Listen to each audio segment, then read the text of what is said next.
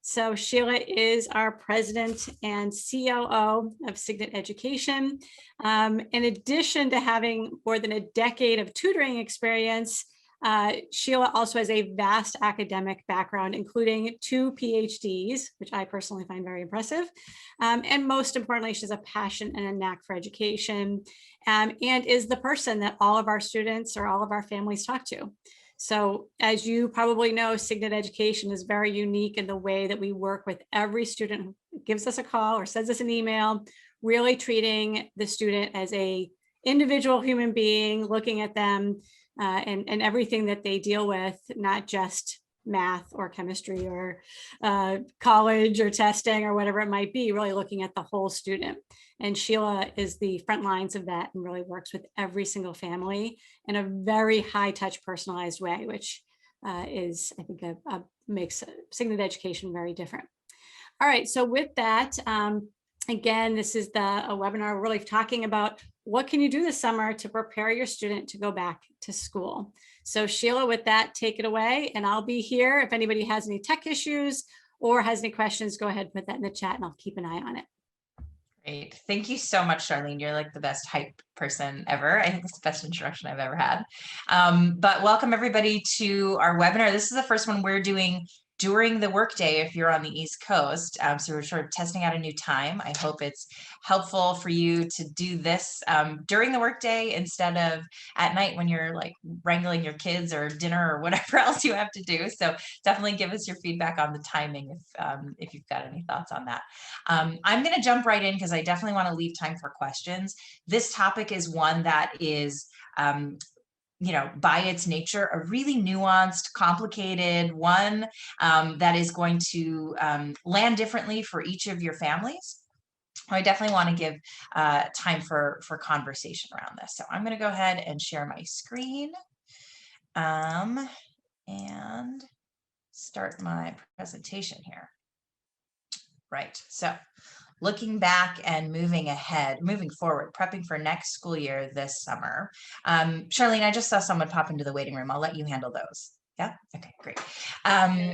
Great. So as we were thinking about a webinar topic that would be useful for people at this time of year, I really thought about the conversations I've been having with families. And some of them are families that are new to Signet, who have been struggling on their own all year long and, finally reaching out for some help and feeling so relieved and maybe even feeling, wow, I wish we would have called you a couple months ago.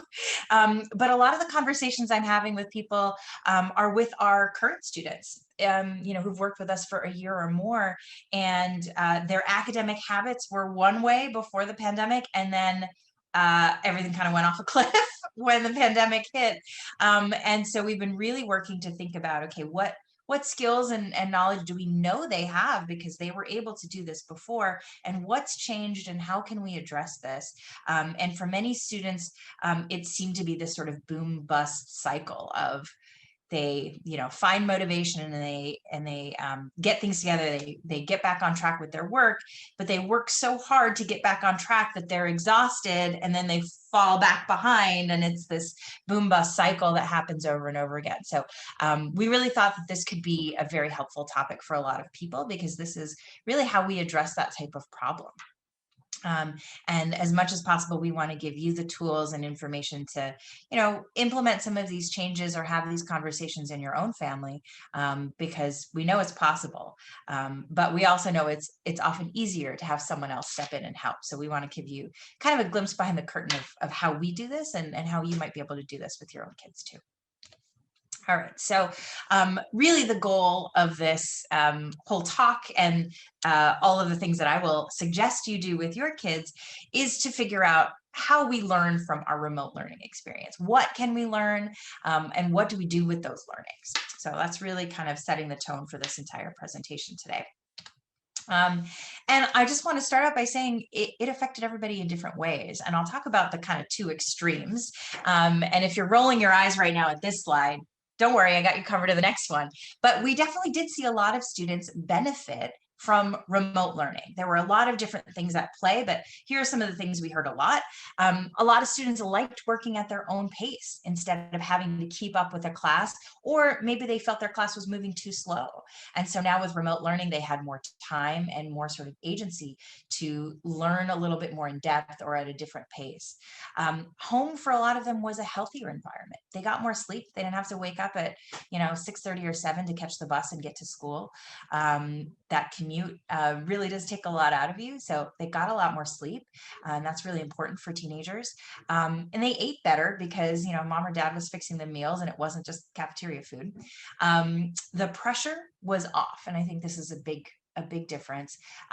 The social elements of high school, which a lot of them can be great, a lot of them also can have kind of a darker impact where it causes a lot of anxiety, a lot of competition between students, or drama between friends, and distractions. And with learning from home and social distancing and all of the rest, sometimes students were able to cut out some toxic pieces of their high school experience. Testing, if they had a test in school, was very different. Most of these were open note, if there were tests at all. Teachers were very flexible about deadlines, allowing students to redo tests or submit other types of assignments or change the due dates on certain things. And so in those ways, school became less pressured for a lot of students, and that helped them to thrive. So we definitely saw a lot of students this year who a lot of challenges just disappeared once they took physical school out of the picture. And of course, we also saw a lot of students who struggled. A lot of students felt like they didn't learn anything, like their teachers weren't actually teaching. They were just giving them work to do and hoping they would figure it out on their own. They had no routine and too much time on their hands. There was a lot less homework, if any. And so they just had all this time on their hands and nothing to fill that time. So, video games or screens may have just filled it. There was no school day structure. So in addition to having to leave the house to go off to school and having that sort of structure of your day, within school, there's usually, 6 to 9 periods of time where you're focused on different topics. And there's a bell that, kind of controls all of that.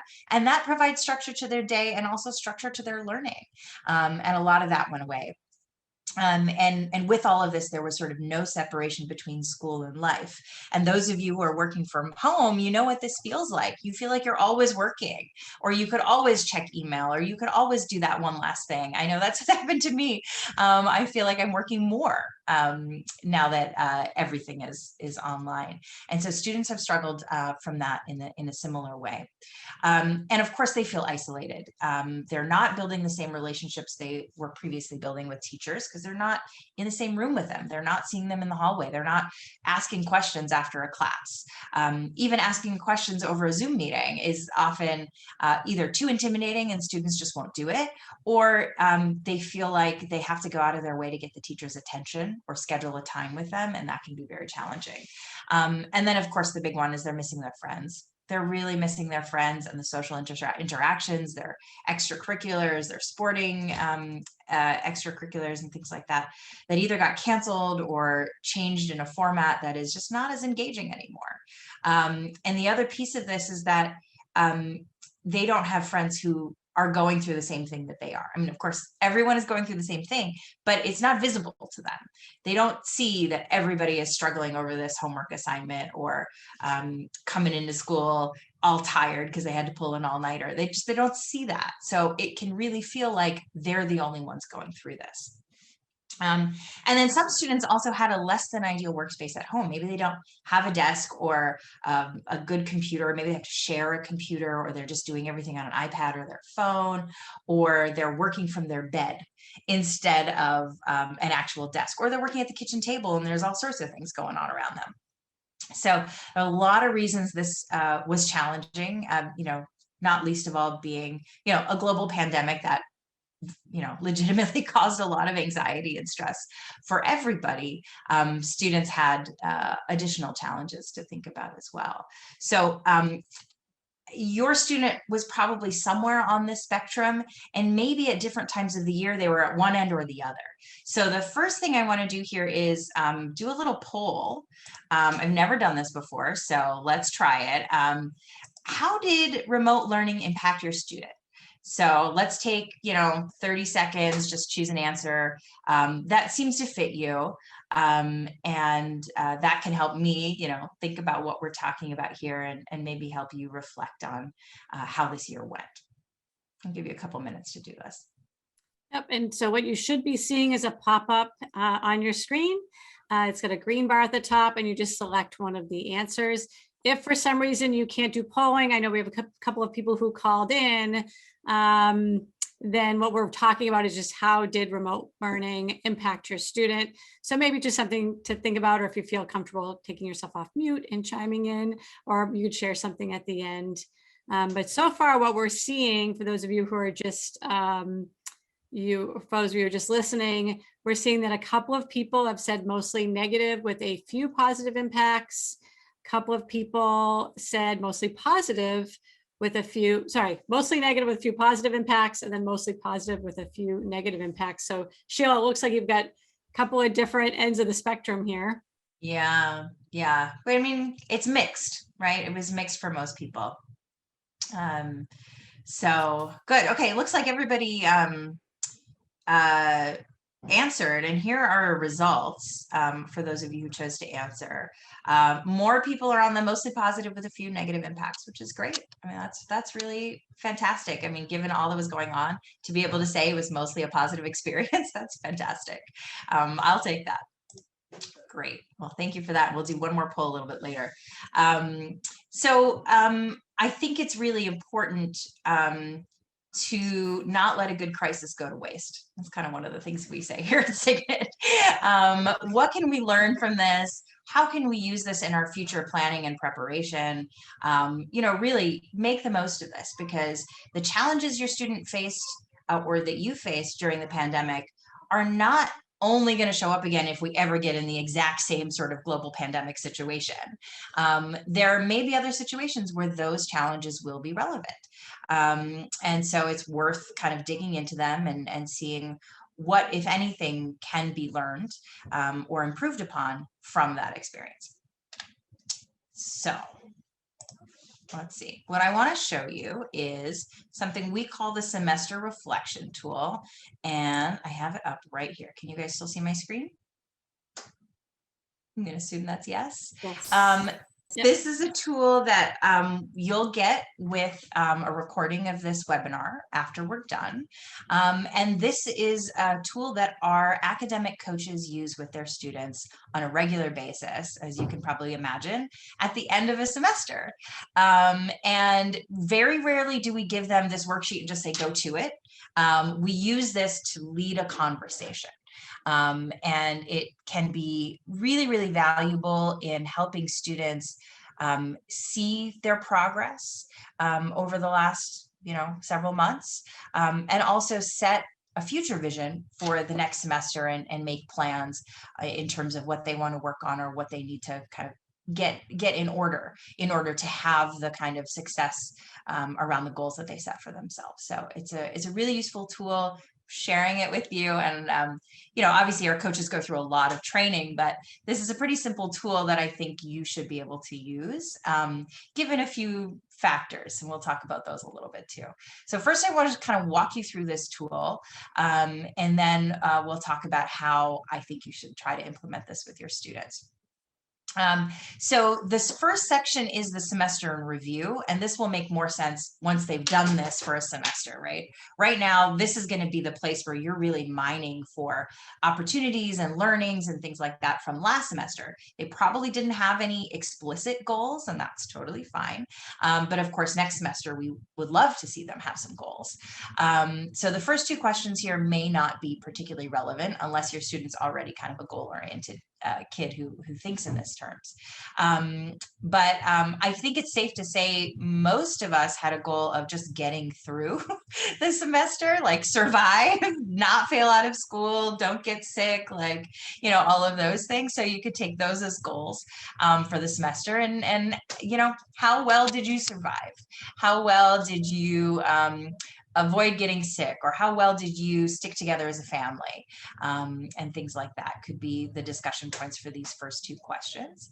And then the third question, I think, can start to be really useful whether or not you had goals. So we like to have students rate their semester on a scale of 1 to 10. 1 being like, I never, ever want to go through that again. Or 10 being like, that was like my best 3-month period ever. And I wish all of my future semesters would be like that. So ask them for a rating. You know, don't make them think about this for a long time. Usually just go with your gut is the best answer. And then dig into why they said that is really the important part of that question, is get the rating and then get the why. And then we start getting into a little more specifics. And it can be tempting to say, well, tell me all the things that went well, or tell me all the things that went wrong. Actually, that's where most parents usually start, right?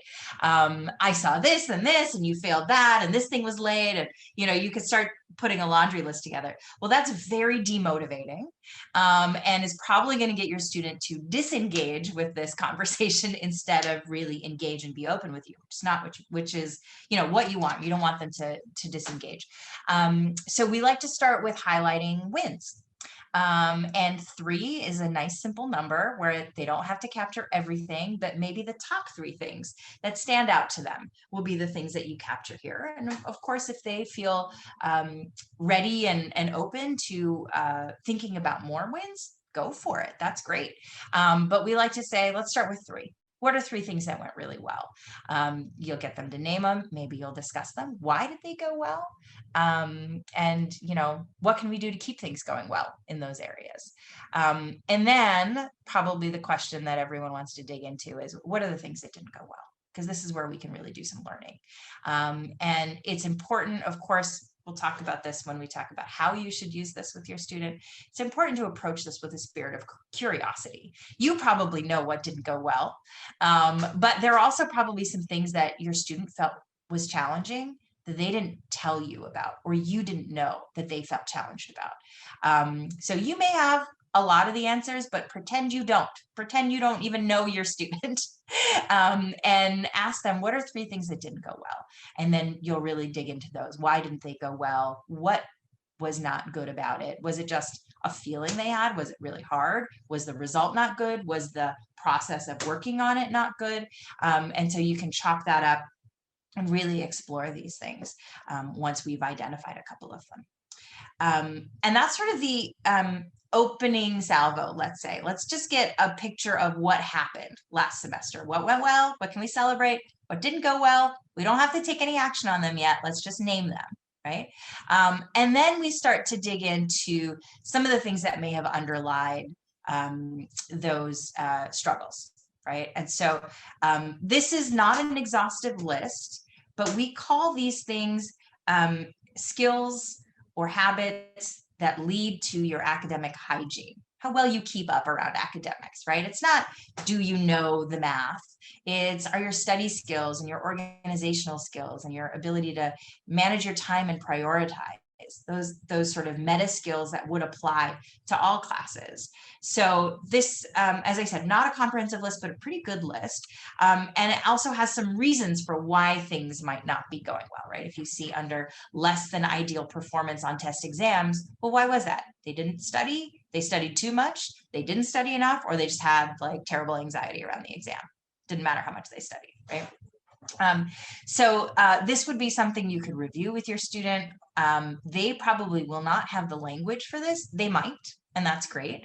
But in case they don't have the language, that they can't say, I don't know why it was hard, it was just hard. You could show them this list and say, well, what here resonates with you? Did any of these things happen at any point in the semester for you? Did they happen in one class or many classes? You know, let's circle a few that seem to apply right? And no student has perfect academic hygiene. No one is expected to have perfect academic hygiene. Everybody has their strengths and areas for improvement. And this is just a matter of identifying some areas. They don't have to commit to working on them or changing their behaviors. It's just a matter of having that self-awareness of what are the things here that I could change, or is contributing to a downstream effect of always failing a test, or doing really well on homework but not doing well on tests, or the opposite, right? So this is really just about getting that language out there so you can talk about this with your student. And then once you've gone through that, now it's time to set some goals. Right. So based on the items that you circled, choose 3 issues to work on. And I like to highlight this section here because, of course, they could work on everything. And that's just too much. You can't do everything at once. You've got to prioritize, right?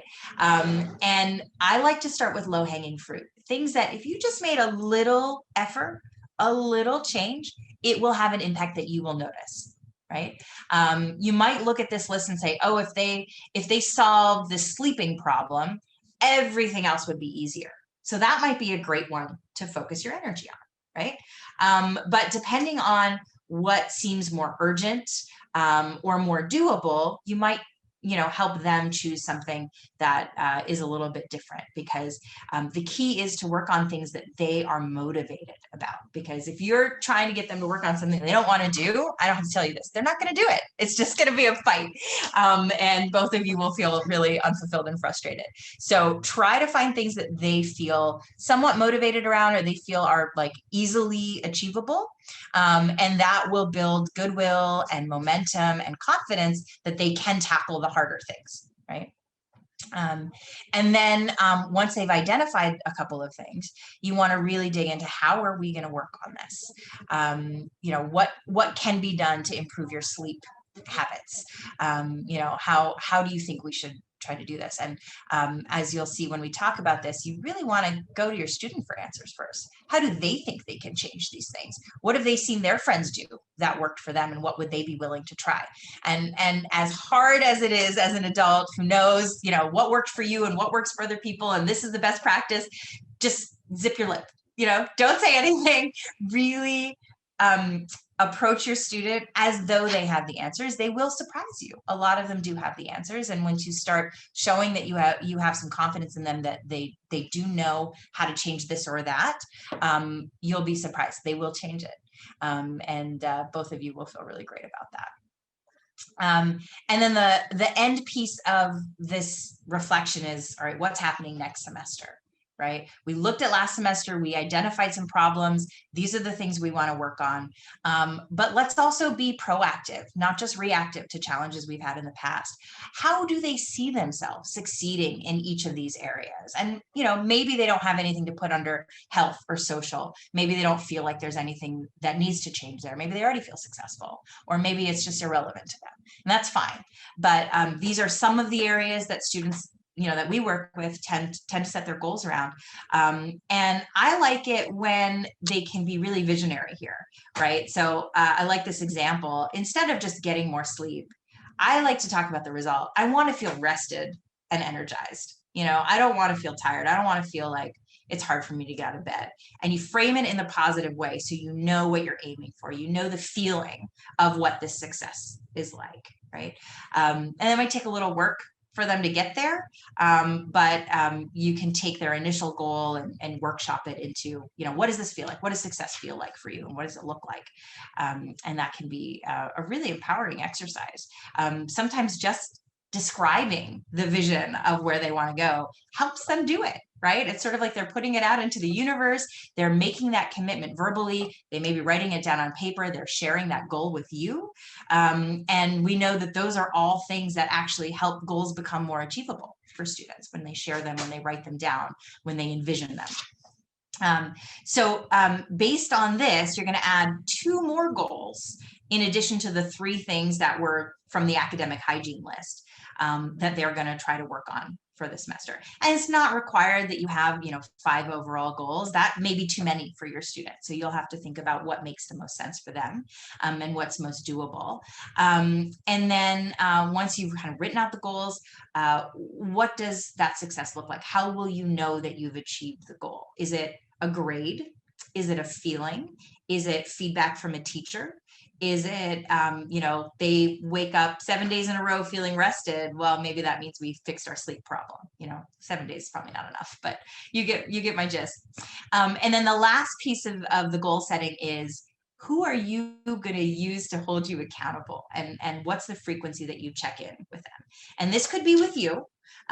We know parent-teenager relationships are a little bit fraught, so maybe it's not with you, but maybe it's one of their friends or an older cousin or a teacher that they really trust, or of course a coach like Signet provides.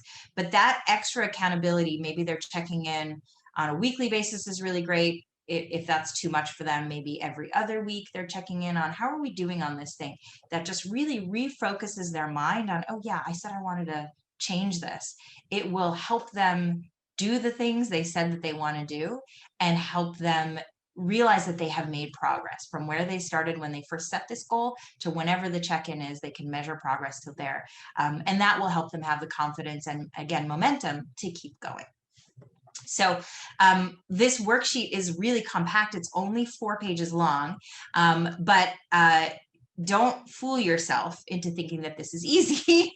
It's definitely not. So I want to go back to my presentation here and talk about how to actually use this with them. Because like I said, you're not just going to give them this worksheet and, lock them away for an hour. And when they come out, oh, problem solved, we have our goals. They know they learned everything they need to learn. That's just not realistic. So I've got some suggestions here for how you can actually use this. I am suggesting that parents, you do this on your own first. You sit with that worksheet and think about what you saw with your student, what habits you saw that you felt were detrimental or beneficial to their academic performance or their life in general, and work through what you think good, easy, achievable goals might be for them, and how they might achieve those goals, right? But don't get too attached to what your responses are, right? I think one of the things we said in the promo for this webinar is that parents have got to think, 3 to 6 months ahead of their students, right? It is way too early for your students to be thinking about this stuff yet. So don't even have the conversation with them yet. You do it on your own, get it out of your system, record what you remember before it goes out of your mind and you're on to the next thing. So you do this worksheet on your own first. You may not do it all at once, but over a couple of days, maybe do it with your partner, or an older sibling who could help you think about what they saw for their younger sibling. But do it on your own. Don't involve a student yet. And as you are planning out those goals and how they might achieve those goals, make sure you're taking note of anything that would require a big investment. Some of these things, like I gave the example of students who struggled, maybe didn't have a desk at home, right? You can go and get a desk for them in a day, right? In an hour, you can get a desk and set it up and they'll have a desk, right? That's an easy fix. Not all of these are going to be easy fixes. Some of these are going to be time or energy or even money investments of learning a skill, building a habit, changing a mindset, whatever it is. So anything that you think requires a pretty big time investment, make sure you note it, because if that is something that the student agrees they should be doing, you're going to want to jump on that sooner rather than later, right? After a few weeks have passed since the semester is over, I say, 3 weeks or so, you want enough time that they've had a chance to unplug and relax a little bit from school, but not so much time that they've forgotten about school or they just don't want to think about it anymore. So give them a few weeks and then start the reflection process with them. And I would say, don't even show them the worksheet. Definitely don't make them do it all at once. Just try to frame it as a conversation. And you might start by saying, hey, I did this webinar with Signet and they had this really great idea of how to make your life easier.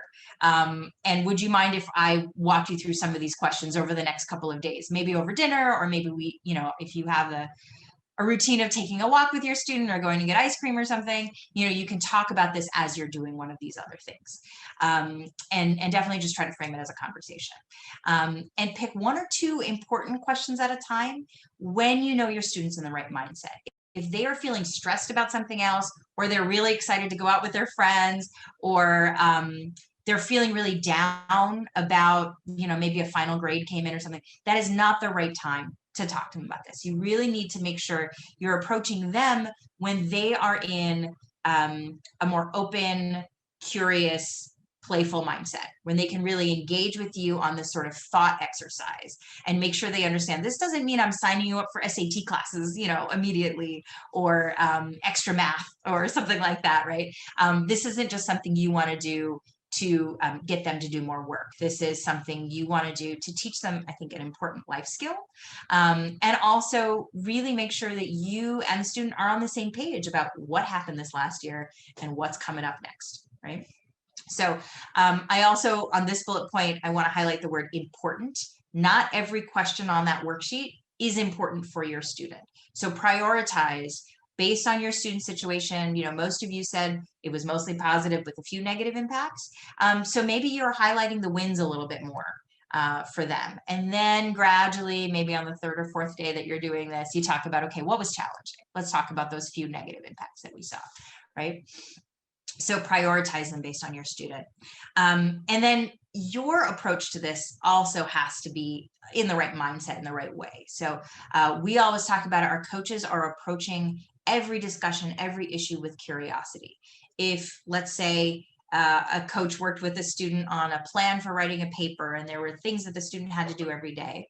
The coach checks in with the student on the 3rd day, the student has done nothing on the plan. Right? The coach is not going to start berating them. Hey, we set up this plan. What's wrong with you? Why didn't you do it? Lecturing them. That's not what's going to happen. It's going to be, oh, that's interesting. When we built this plan, you felt like it was doable. So what happened in the last 3 days that made this feel not doable, or not, important enough to focus on? Did something else come up? And it's really about learning why the plan didn't work, so that you can build a better plan for the rest of the time, right? It's not about making them feel bad, and that's the motivation for them to get on track, right? We really want students to understand that everybody works in a different way, and there may be timelines that are important to keep to, but the way you achieve your goals are going to be different. And so as much as you possibly can, try to approach the discussion with curiosity, really just trying to understand things, not convey a certain message, not live out some or chase some agenda that you have, right? It's really the student's agenda that you want to follow. And as much as possible, also ask open-ended questions. And don't assume that you know what the answers are going to be, right? You may have a good sense of what was a challenge for your students, but you may not know why. You may not know all of the things they were feeling or the other challenges they were facing, because this one challenge loomed so large. So really try to give them the space to answer however they're going to answer, and then ask follow-up questions, right? And try not to lead them as much as possible, right? So I've got some examples of open-ended questions, because I think this is one of the hardest things, especially when you're feeling like a frustrated parent. It's very hard to ask open-ended questions. So I've got some examples of starters. If you could do this over again, what would you do differently, and what would you do the same? And then silence. No talking, no more talking, just silence. Let them answer. And then they might say, oh, I don't know, blah, whatever. And then you can say, can you say more about that? Or can you give me an example? Right? And then if they say, I don't know, or I'm not really sure, you can say, well, what part of this issue that we're talking about, what part of this is clear to you? And what part of it is not yet clear, right? They may not have the clarity, but at least they'll know where they need to get the clarity. And that can be a really powerful question. What does your intuition tell you? This is one of those things that helps students build confidence that they have the answers as well. How do you explain this to yourself, right? Let's say they got a bad grade in physics. Physics used to be, at the start of the semester, maybe one of their favorite subjects. They love science, they love math. by all measures, physics should be, one of their top subjects, but they didn't do well. How would you as a student explain this to yourself? Like, what happened? Instead of, I know this test was hard and you didn't like the teacher, so tell me about this, right? You're leading too much, right? So try not to lead that much. If we could wipe the slate clean, what would you want to do now, right? Forget about your grades, forget about everything that happened this year. What would you want to do now? And then this one is a little more advanced because a lot of teenagers can't really think this way yet, but I know adults, we think this way. What would you think about this in 5 years, right? Looking back at this experience, what would you think about this? How would you describe this? 5 years from now, how would you look back and describe this situation? And that can really help them build some perspective as well. So those are just some examples of the kinds of powerful, we actually call them powerful questions that our coaches use. They're very short and they leave a lot of space for the students. Charlene, actually, she's, a coach for me, really, as our director of sales and marketing. And one of the things that she says that I love is the acronym WAIT. Why am I talking? Right? If you find yourself talking, just remember to wait. Right. Thank you, Charlene. It's fantastic because, all of the information that you need is in the student's mind and you need to wait for them to tell you, or you need to ask one of these open-ended questions that really invites them into this conversation with you. So those are just some examples of how our coaches will interact with a student on this. I think actually I have another poll. Let's see. Oh, sorry, hold on one second. Here we go. Polls. Okay, second poll, launch polling. All right, let's see how you are feeling about the prospect of having this conversation. Is this something that feels doable, or no way, it's just not going to happen? I like the first answer. I'd rather have a root canal. It's not going to happen. Yeah. So far, nobody picked that one. Yeah, that's good. That's encouraging. It's definitely encouraging. All right, we'll give you guys a few more seconds here. This is just, I don't know, it's really fascinating for me to see and very helpful for me to see because, we do this for a living. I have these conversations day in and day out. So I just kind of know what to do and I know how to approach it. But as a parent myself, well, my son is 3, so I can't really have this conversation with him. But there are certain conversations where I'm like, I don't know where to start. I can't, So I definitely know that there are a lot of feelings around this. That's also something we can try to help you through. Or if you are really dreading it, it might be a good idea to bring in a coach, a third party who can, start to have this conversation. You can go back to just being a parent, and someone with some academic expertise can really work on this with your student. And that can be a fine way to handle these sorts of moments. All right, I'll give you 20 more seconds if anyone else wants to give us an answer. We've got an optimistic group of people here, I think. This is nice. Okay. All right, let's shut down the poll and see our results. All right, so most people are in the a little apprehensive but hopeful category, which is great.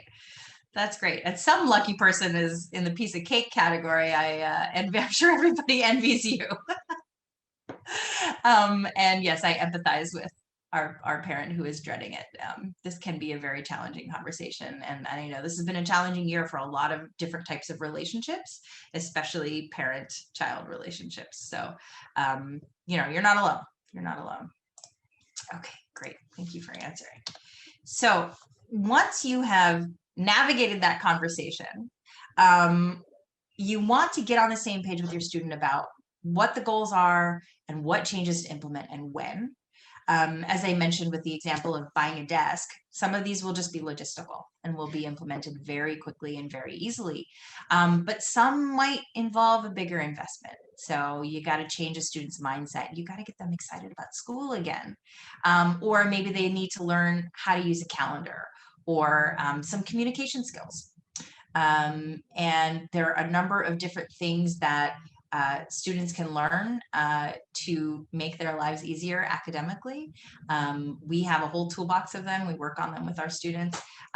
Some of these things are things that could be solved with some just mentorship, right? It doesn't have to be a paid relationship. It could be, someone in a community group or a church or even at the school.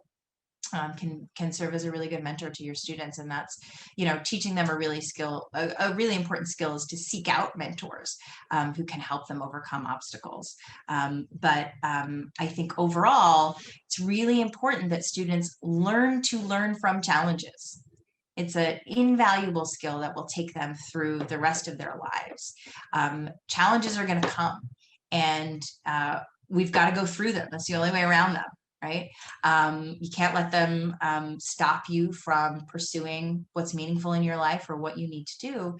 And they may be hard and you may not succeed, but there's always something to be learned from that experience.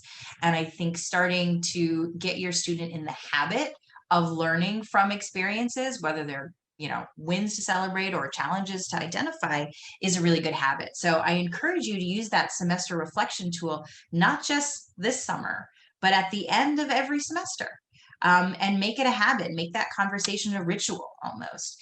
And they will start to do it on their own. They will start to set their own goals. Knowing how to anticipate and avoid obstacles is going to serve them, again, from now until the end of their lives. It can be very frustrating as a parent to watch your student bang their head against the wall over and over again. It may be for a different class, but it's the same challenge. Right. And so let's get to the bottom of that and help them see how to see their way around this challenge. I was talking with one of our senior coaches about what I was going to present here, and she was saying, there are students who really like doing this kind of work. They love reflecting and being introspective and finding ways to improve themselves. These are the kids who love listening to TED Talks, and they want to, use all the life hacks and just get really efficient. And it might be because they have some sort of drive to be the best, or it might be that they know they want to have more time for their sport or their music or their art or their friends. And so let me just do school as well as I can possibly do it, so that it's done. I don't have to worry about it, and I can go do the things that I'm really passionate about. Right? There are a lot of different motivations, but if you have a student who kind of has this mindset already, they are ideal candidates for coaching. This could be like rocket fuel for them, and really, really take them to the next level and teach them all sorts of new skills, and a really powerful mentorship relationship. But there are a lot of students who are going to roll their eyes and be like, it's over. Why do we have to think about it? Those are the people who really, really need a coach. We really believe coaching is a great fit for almost every kind of student, as long as they're willing to engage with somebody. We have been amazed and humbled by the transformations that our students have experienced with their coaches. And many people, they'll do coaching for 3 to 6 months, and then they have learned the skills to advocate for themselves and seek out their own mentors and problem solve for themselves. And we hear from them, once they're already in college, talking about, oh, I'm so glad I worked with you, because everything was remote this year and I knew exactly what to do, and none of my other friends did. And so that's been really meaningful for us to get that feedback. So that's the end of my presentation. I'm sure there are a lot of questions, and happy to stay on. I think we've got what? Oh, I thought we would have been done a lot earlier than this. I talked for a long time. Sorry, guys. I didn't take my own advice and I didn't wait. But we've got about 13 minutes for questions. So let's, I'm going to stop my share and we will go to your questions. Great. So you can type your question in the chat, or if you want to take yourself off mute and ask a question. Thank you for your comment, Monica. I'm glad that this was valuable to you. So if anybody has any questions, we'll give you a moment just to process and either type them in the chat, or if you take yourself off mute, I'll see the little red mute button go away, and you can ask your question to Sheila. While people are thinking of those questions, I'm curious. I actually happen to have a 16-year-old. Yeah. So he is going to be a junior and he gets pretty good grades, so, his thing, anytime I try to like, quote unquote, bug him about his habits, he'll say, Mom, what do you want from me? I'm getting A's, right? So do you have any advice for a parent who has a kid that maybe you see there might be some red flags, or, how could academic coaching help a student like that? Yeah, I mean, even if there aren't any red flags, a kid who's doing really well in school, is that their life's purpose? Is that their mission, to get A's on their transcript? I mean, that's great. I'm all for A's on the transcript, but what's next, right? What's going to happen after high school? Where are we thinking of going in terms of a career or even a college major? How can they, your son is only 16, he's a sophomore, right? He's about to embark on the college process. What can he do now to set himself up for success later? And what is he motivated to do, right? It's not about like, let's check all these boxes so you have a good college application. It's how do you pursue things that are meaningful to you, that are going to enrich your life, number one, but also have all of these sort of ripple effects into your college application, into your hireability, into your interpersonal skills and communication skills and things like that. So there's always something to work on, right? Nobody is and it's not about making people perfect, right? Because there may not be any academic problems. I'm sure you see some, but he obviously doesn't feel like he has any academic issues because he's getting good grades, right? But I think one of the things that we always want to try to impart to our students is that you are not your grades. Your grade is some other teacher evaluating you. The thing that really matters is how you evaluate yourself. Right. And certainly there are students who are way too hard on themselves. We can help them gain some perspective and not be so hard on themselves and recognize that, facing challenges is a part of learning. But then there are students who are way too easy on themselves. Right. And they could push themselves harder and they could strive for more. They could be more ambitious, but maybe they just don't know what's out there. They don't know how to be ambitious. Right. So there are a lot of different ways to work with a student like that. That's great. And then what's the difference between academic coaching, like what Signet does, and then when you hear about like executive function skills, like what is academic coaching? Like what else does that include? Yeah, sure. So just for the people who don't know what executive function skills are, they are skills that are learned, not God-given skills around time management, organization, setting priorities, sorry, there's another big one that I'm just forgetting right now, but these sort of meta skills that help you function in life, whether that's in school, in a job, managing your home, whatever it is. It's generally how organized you are, organizing your stuff, your time, and things like that. What we do in academic coaching covers that, definitely includes executive function coaching, but goes really far beyond that. Right. It can include academic skills like getting better at reading comprehension or taking better notes or writing papers, learning the process of writing, in addition to, time management and making a plan and all that stuff.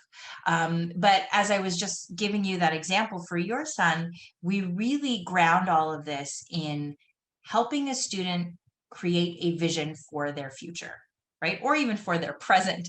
But we really tie the changes or improvements or adjustments that they're going to make to their behaviors to a bigger picture sense of meaning, a sense of purpose, a vision for their own future, whether that's career, like some specific career, or I want to help people, that kind of motivation. So it's far broader than just executive function coaching, and it's far more holistic.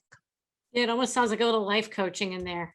It definitely is. Yeah, a mix of executive function and life coaching. That might be the best way to put it. That's great. Wonderful. Thanks so much. Anyone have any other questions? You can put them in the chat.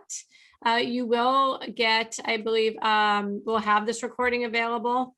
And then as Sheila promised, you'll also get a copy of the semester reflection tool to use. So we'll get that out to you. I see Dalal just unmuted Hello. himself. Yeah. Hi, Yes, Bilal. hi Nice to hear from you. everyone. Yeah, nice to meet everyone, and thanks a lot for the amazing information Mhm. and tips you just shared. I have a question. I really like the reflection sheet, and I was wondering because I teach master's students, and of course, with Mhm. master's postgraduate students, there is always, because they are working and studying, and most of them, their parents and so on, so they always have the Yeah. struggle to juggle all of these responsibilities. So I was thinking, because I am an academic advisor for a few of these students, and I really like this idea of the information sheet for letting them Yeah. reflective sheet.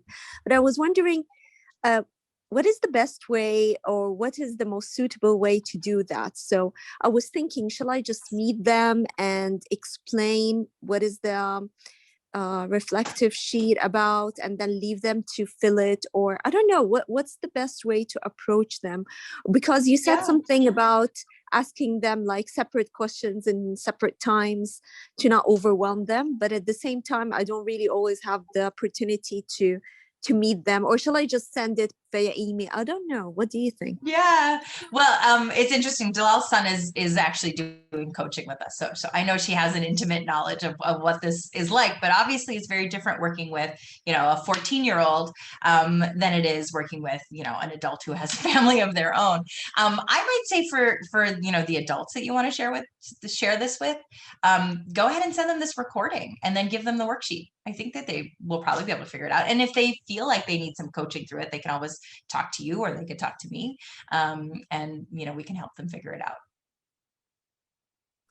That's great. Thanks a lot. And yeah, with my son, I was thinking, okay, I think I have to divide them if I'm gonna do it with Hamza, because Yeah. I think he's Well, just this is gonna. something that his coach can do with him as well. I can make sure to let Freddie know that you're Yeah, that would be interested. great. Yeah, Yeah. yeah. Thanks a lot. Thank you. No problem, Dalal. Certainly, if anyone thinks of anything after this, or maybe your mic isn't working, or you feel more comfortable, certainly reach out to Sheila, and we'll make sure that we answer any questions that you have. And you can Right. also schedule a consult if you're not already in touch with Sheila. We just put her email address in the chat, so reach out to her. You can schedule time, and we'll make sure we take care of you. Great. All right, everybody. Thank you for joining us. Charlene, thank you for being my MC. There you go. My pleasure. My pleasure. All right. Good. Thanks, everyone. Have a great day. Bye.